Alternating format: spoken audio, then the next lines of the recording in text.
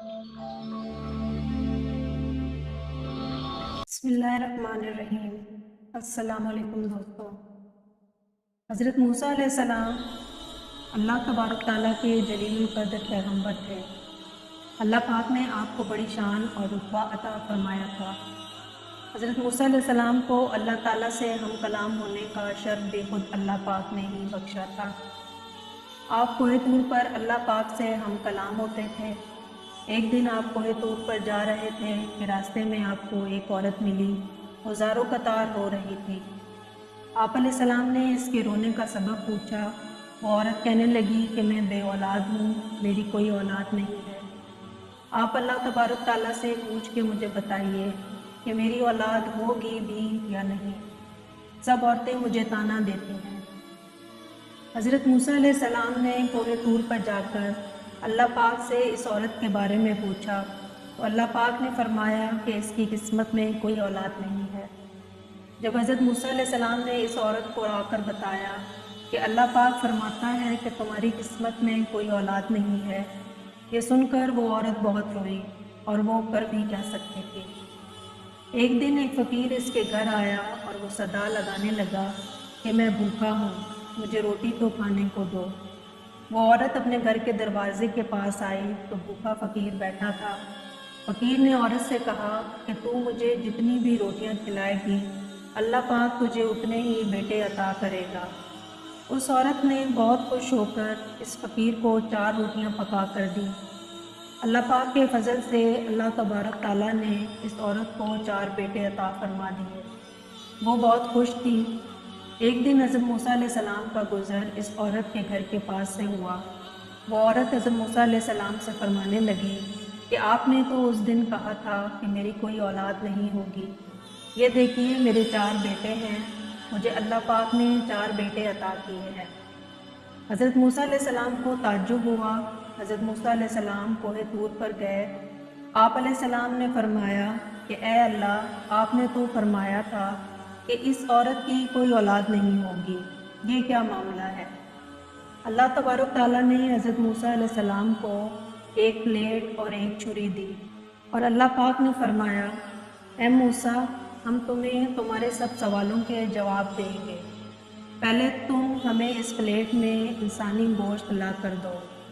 حضرت موسیٰ علیہ السلام وہ پلیٹ لے کر واپس بستی کی طرف آئے اور آپ نے تمام لوگوں سے فرمایا کہ اللہ تعالیٰ نے انسانی گوشت منگوانا چاہا ہے۔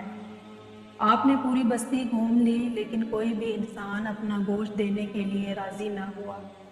اور اچانک ایک بندہ حضرت موسیٰ علیہ السلام کے سامنے آ گیا اور حضرت موسیٰ علیہ السلام سے پوچھنے لگا کہ اے موسیٰ، آپ کو کیا ہوا ہے؟ آپ پریشان لگ رہے ہیں۔ موسیٰ علیہ السلام نے فرمایا کہ اللہ تعالیٰ نے ایک پلیٹ انسانی گوشت کی منگوائی ہے لیکن کوئی بھی مجھے گوشت دینے کو تیار نہیں۔ اس بندے نے چھری اٹھائی اور اپنے جسم کے مختلف حصوں سے گوشت کاٹ کر پلیٹ بھر دی۔ حضرت موسیٰ علیہ السلام کوہ طور پر جا کر گوشت کی پلیٹ اللہ تعالیٰ کو دے دی۔ اللہ تعالیٰ نے فرمایا، اے موسیٰ، تمہیں بستی میں جانے کی کیا ضرورت تھی؟ تم بھی تو انسان ہو، تم بھی تو اپنا گوشت دے سکتے تھے۔